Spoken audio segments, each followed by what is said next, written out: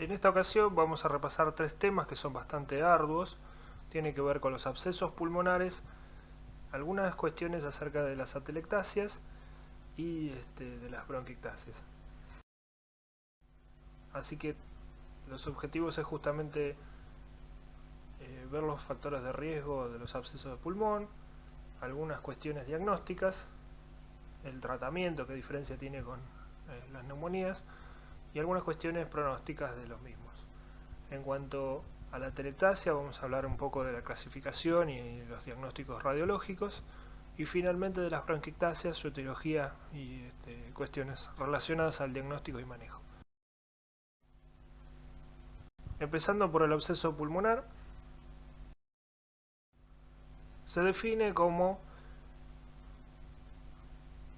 una colección circunscripta de material purulento en el pulmón que lleva a la formación de una cavidad.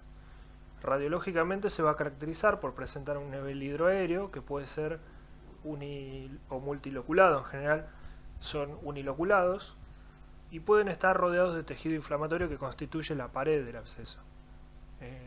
Los tamaños van de microabscesos a abarcar más de un lóbulo, y en general pueden clasificarse entre primarios y secundarios. Los primarios serán los que se desarrollan en tejido pulmonar normal, y los secundarios son los que se desarrollan dentro de una lesión o una cavidad previa o previamente formada en el pulmón, como puede ser malformaciones, bronquiectasias, la secuela de una tuberculosis dentro de una neumonía o un tumor necrosado. En cuanto a la epidemiología,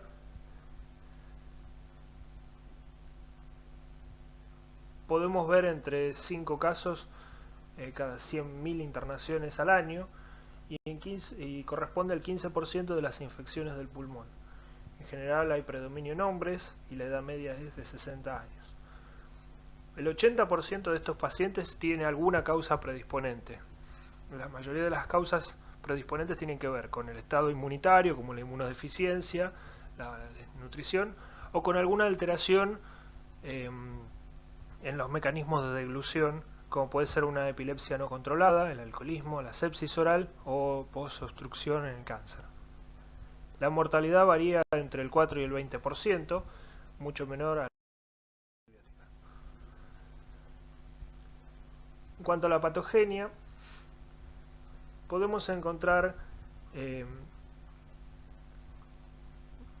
que hay aspiración de secreciones orales. Esto ya fue descrito en el 1920 por David Smith, quien encontró los mismos gérmenes anaerobios de los surcos gingivales dentro de los abscesos pulmonares, por cuanto los factores de riesgo tienen que ver justamente con la presencia de gérmenes patógenos en buen número en la cavidad oral. Por eso la sepsis oral se considera un factor de riesgo, alguna alteración en los mecanismos de deglución, alguna alteración de la conciencia o de reflujo gastroesofágico, algún trastorno de la supresión, como inmunosupresión, ya sea por corticoides, por alguna enfermedad constitucional, o tener alguna lesión previa en el pulmón, y finalmente el mal drenaje de secreciones, como puede pasar en las bronquiectasias. La vía en general entonces va a ser por aspiración de secreciones, pero puede haber un mínimo porcentaje de pacientes que desarrollan abscesos vía hematógena por tromboflebitis séptica, como el síndrome de Lemierre, que es generalmente causado por Fusobacterium, o mediante contigüidad de un foco subdiafragmático o una herida penetrante en el tórax. La gran mayoría de los gérmenes que ocasionan abscesos son los anaerobios, o la conjunción de aerobios junto con bacilos negativos. En general se suelen asociar algunos gérmenes anaerobios, y los que mayormente se encuentran son los Peptostreptococcus, Fusobacterium, la combinación de Prevotella con porfiromonas. Puede haber bacterioides o streptococos anaeróbicos. Y entre los aerobios que pueden asociarse a estos anaerobios o pueden generar por sí un absceso está el estafilococo meticilino sensible o meticilino resistente de la comunidad o intrahospitalario, que también puede generarlo por vía hematógena el absceso. La Klebsiella, que puede dar una neumonía, que después sobre la neumonía se cavite. La Pseudomonas, que también puede colonizar bronquiectasias y a partir de ahí hacer un absceso. La Haemophilus, la Legionella, Nocardia y Actinomyces también han sido descritos. Clínicamente el paciente se caracteriza por tener fiebre y una pérdida de peso importante, asociada a tos productiva fétida. El comienzo en general es insidioso, aunque puede ser agudo, y lo característico es el mal estado general y la pérdida de peso, que puede ser un factor de riesgo. La inmunosupresión por desnutrición puede estar presente en estos pacientes. El diagnóstico en general es radiológico, asociado a las características clínicas que hemos visto. En la imagen de la radiografía de tórax puede verse una zona de destrucción del parénquima pulmonar con nivel hidroaéreo. El nivel puede estar ausente en el caso de que haya conexión del absceso con un bronquio y esto genera una vómica. Para encontrar la etiología es raro que un cultivo de esputo tenga rendimiento porque los gérmenes anaerobios no crecen en estos medios y por lo general para encontrar los anaerobios hay que usar medios especiales, y también la forma de conseguir el rédito diagnóstico es a través de medidas invasivas como puede ser el lavado broncoalveolar o la punción. Se puede complicar el absceso abriéndose la cavidad pleural generando un empiema necesitans, como es el caso del paciente que estamos viendo, en un absceso originado por pseudomonas. Las diferencias con el tratamiento entre el absceso pulmonar y las neumonías de la comunidad tiene que ver con el tiempo de duración del tratamiento. En general se necesitan 6 semanas como mínimo para la reducción del absceso y se pueden usar antibióticos que tengan cobertura sobre anaerobios y bacilos aeróbicos comunes, como puede ser la amoxicilina y el ácido clavulánico, la clindamicina, la penicilina G, y en el caso de necesitar medicación endovenosa, que generalmente en todos los casos durante las 2 primeras semanas, o pacientes hospitalizados, se elige la ampicilina sulbactam, el pipertaz, piperacilina tazobactam, algunos carbapenemos y algunas quinolonas, generalmente asociadas con algún antianaeróbico. Para hablar de atelectasias, nos vamos a referir a su clasificación en cuanto a la etiología y sus características radiológicas. En general, la atelectasia se define como la expansión incompleta de todo un pulmón, de un lóbulo, de un segmento. Es mucho menos frecuente por las características de la comunicación que tiene los segmentos pulmonares y los alveolos, que quede totalmente sin airear regiones más pequeñas que un segmento. Las causas en general tienen que ver con la obstrucción o hay causas no obstructivas. Lo más frecuente generalmente son las obstructivas. Las obstructivas pueden ser de un bronquio, de la pequeña vía aérea, y entre las no obstructivas pueden ser por relajación, ya sea pasiva o compresiva. Pasiva es el caso típico del derrame pleural, adhesiva o cicatrizal. Los signos pueden clasificarse en directos e indirectos. Los más comúnmente vistos son los indirectos, como el desplazamiento hacia la atelectasia de las estructuras, del mediastino o del diafragma, la hiperinsuflación vicariante del resto del parénquima o del pulmón contralateral y la opacidad que se puede presentar.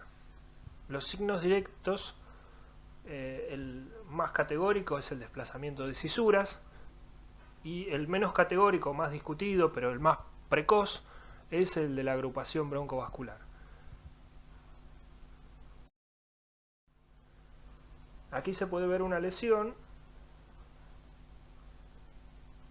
a nivel del lóbulo superior izquierdo que desplaza la cisura menor hacia el mediastino.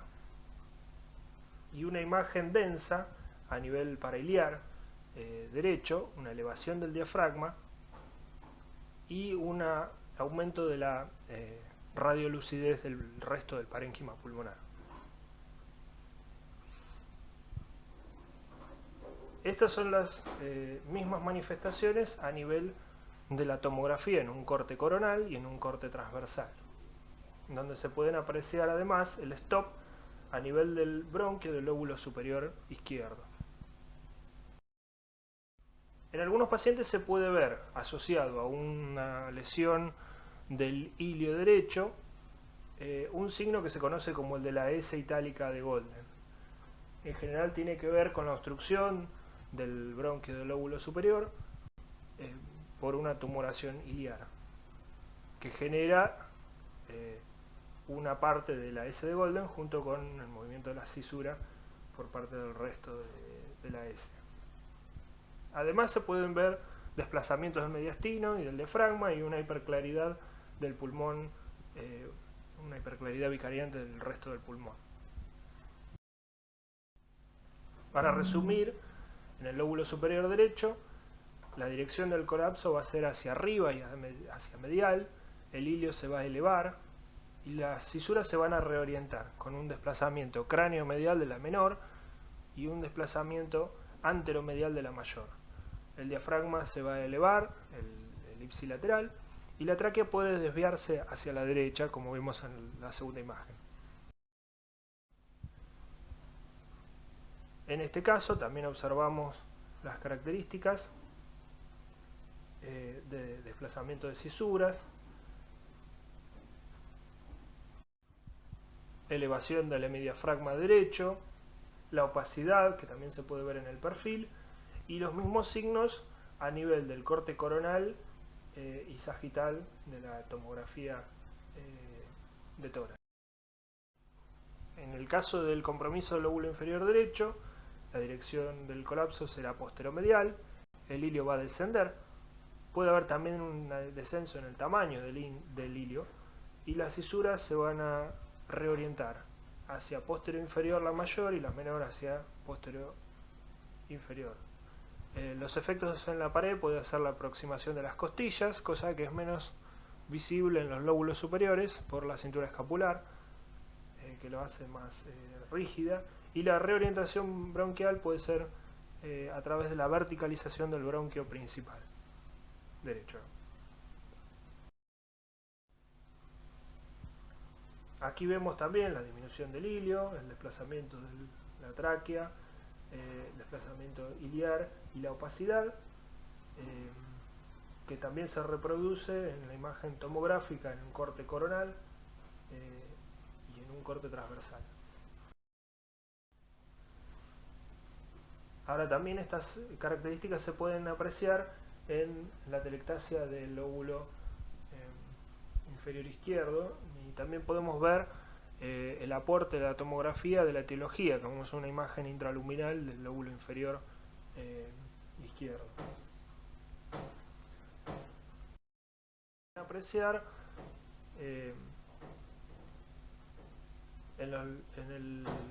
la patología del lóbulo medio, lo que vamos a encontrar es una opacidad paracardíaca con la elevación del diafragma y en el perfil la aproximación de las dos cisuras hacia la línea media, que es lo que se describe en las atelectasias del lóbulo medio. El ilio puede no variar, las cisuras se van a desplazar, se van a acercar entre sí con un desplazamiento posterior inferior de la menor y anterior superior de la mayor.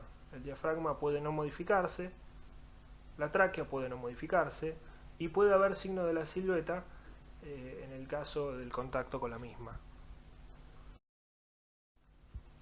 En el lóbulo superior izquierdo también pueden apreciarse el desplazamiento de la cisura, la opacidad y eventualmente el desplazamiento de la tráquea con una hiperclaridad vicariante del resto del pulmón, que se puede además traccionar hacia arriba e incluso hacia medial.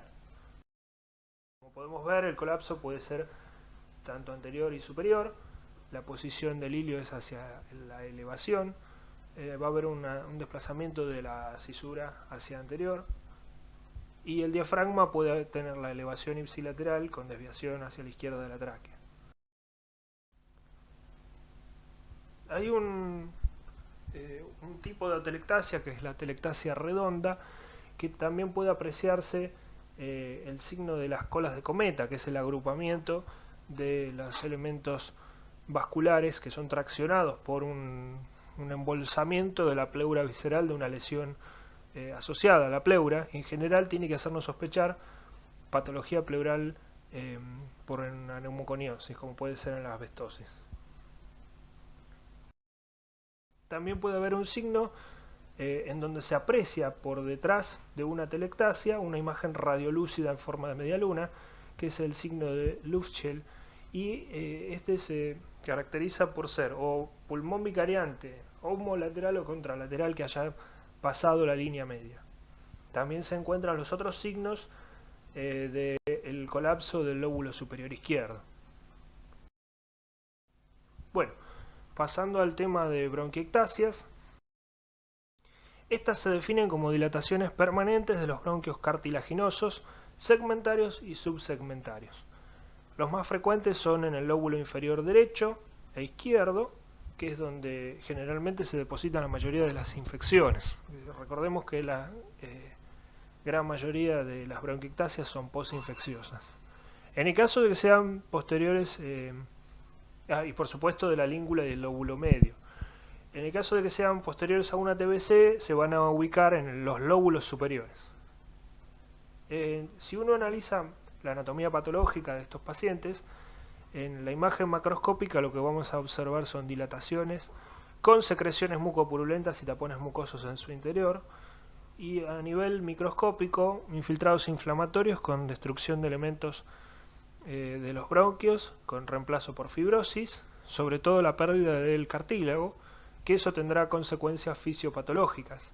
Y también se pueden encontrar úlceras que justifican la hemóptisis de estos pacientes cuando presentan exacerbación, con falta de células cilíndricas, lo cual hace que se perpetúe y se colonice con gérmenes, se perpetúe la infección y se mantenga la tendencia al empeoramiento de la lesión. Pueden ser focales o difusas. En general las focales se deben a una obstrucción luminal, compresión extrínseca o torsión, y las difusas tienen en general una etiología congénita, como puede ser la fibrosis quística o los síndromes de cilo inmóvil.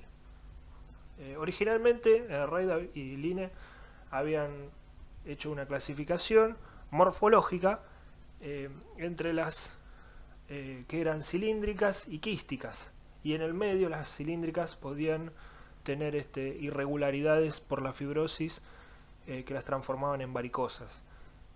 Claramente las quísticas tienen peor pronóstico que las cilíndricas, por lo cual la clasificación morfológica también tiene algún dejo de pronóstico. Estas son todas las causas que pueden generar bronquiectasias, a la cabeza las infecciosas, y en pacientes jóvenes uno debería pensar también las hereditarias. Entre las infecciosas se describen desde la aspergilosis broncopulmonar alérgica hasta post-neumonía por Klebsiella, estáfilo, pseudomonas y tuberculosis. En los niños puede también haber una obstrucción por cuerpo extraño que dejar como secuela una bronquiectasia, o por un tumor, alguna compresión extrínseca o bronquitis crónica ya en pacientes adultos. También puede ser por aspiración de contenido gástrico, inhalación de tóxicos. Autoinmunes se describen asociadas a colitis ulcerosa o artritis reumatoidea. Entre las congénitas o hereditarias se distingue la fibrosis quística sobre los demás, pero también hay que recordar que el déficit de alfa-1 antitripsina es una causa a estudiar porque tiene tratamiento sustituyendo la antitripsina que está deficitaria o en disminución. Clínicamente es un paciente que tiene tos productiva crónica, y esta suele ser purulenta con mucoide de gránulos gruesos, puede ser un moco descripto como tenaz y viscoso, puede aparecer hemóptisis, que es frecuente en las exacerbaciones, y la mayoría se presentan con disnea y dolor pleurítico durante la exacerbación. 75% de pacientes tienen disnea y 50% de dolor pleurítico. Puede haber roncus, crujidos y sibilancias, y en pacientes exacerbados puede existir insuficiencia respiratoria, que es más frecuente en aquellos que tienen más de 65 años o que ya tienen indicación de oxigenoterapia domiciliaria por insuficiencia respiratoria crónica, que además comparten el factor de riesgo de morir en esa exacerbación. Si uno hace un análisis o un estudio funcional respiratorio, estos pacientes pueden tener un patrón obstructivo que está visto como un cociente entre el volumen expirado en el primer segundo y la capacidad vital menor a 0,7, y se puede cuantificar el nivel de obstrucción midiendo el volumen expirado en el primer segundo. Algunos pacientes tienen capacidad vital normal y otros pueden tener la capacidad vital disminuida. En todos los pacientes que fuman se ha visto un aceleramiento en la caída del VEP1, y en los pacientes que tienen lesiones quísticas generalmente el deterioro funcional es mayor y también la mortalidad. Pronóstico. El diagnóstico se hace con la sospecha clínica por las características de la expectoración crónica, y los estudios de imágenes, la broncografía por suerte ha sido desplazada por la tomografía de alta resolución, que es muy sensible y específica para hacer el diagnóstico. En pocos casos es necesario hacer una fibrobroncoscopía. Generalmente se reserva a pacientes que tienen hemóptisis, cuando hay lesiones focales obstructivas, sobre todo para descartar que no haya un tumor, cuando haya respuesta a tratamiento, o si se necesita para el diagnóstico hacer una biopsia endobronquial para detectar disquinesia ciliar. En general también se puede dosar la alfa-1 antitripsina, y en general el cultivo de esputo se indica para hacer un seguimiento de los gérmenes que colonizan a las bronquiectasias. La mayoría de los pacientes van a requerir como tratamiento antibióticos durante las exacerbaciones, que son más difíciles de identificar que en los pacientes EPOC, en donde hay cambios en la expectoración, porque estos pacientes siempre tienen un aumento, tienen aumentada el volumen de la expectoración, y las características suelen ser purulentas, por lo que el concepto de colonización está cambiando al de infección crónica, y por ende se empiezan a justificar la erradicación de gérmenes que colonizan esos bronquios con tratamiento antibiótico prolongado. La mayoría de estos pacientes van a necesitar por lo menos 2 semanas de antibióticos, y el intento de erradicar una pseudomona, una burkholderia de una bronquiectasia vale la pena porque mejora la caída funcional y mejora el pronóstico. Van a necesitar en general antiinflamatorios durante las exacerbaciones, a veces en forma sistémica. Se puede hacer higiene bronquial, drenaje postural, etc. Y en algunos casos, cuando las lesiones son focales, se puede justificar hacer un tratamiento quirúrgico si el riesgo de la cirugía es menor que la progresión de la enfermedad. En todos los pacientes hay que insistir con la cesación tabáquica porque está demostrado el empeoramiento del estado funcional del paciente, y por supuesto la vacunación antineumocócica y antigripal anual. La antineumocócica se puede repetir a los 5 años y en general no se justifica hacer más de un refuerzo. Como conclusión, los abscesos se producen por destrucción del parénquima pulmonar, en general asociado a bacilos negativos, anaerobios. Puede haber trastornos de la deglución y se tratan con antibióticos por un periodo por lo menos de 6 semanas. Las atelectasias se deben estudiar mediante fibrobroncoscopía para descartar la lesión endobronquial, y las bronquiectasias pueden ser focales o difusas. El tratamiento va a consistir en administrar antibióticos y antiinflamatorios en la exacerbación, y la hemoptisis es una complicación frecuente y puede requerir tratamiento quirúrgico definitivo.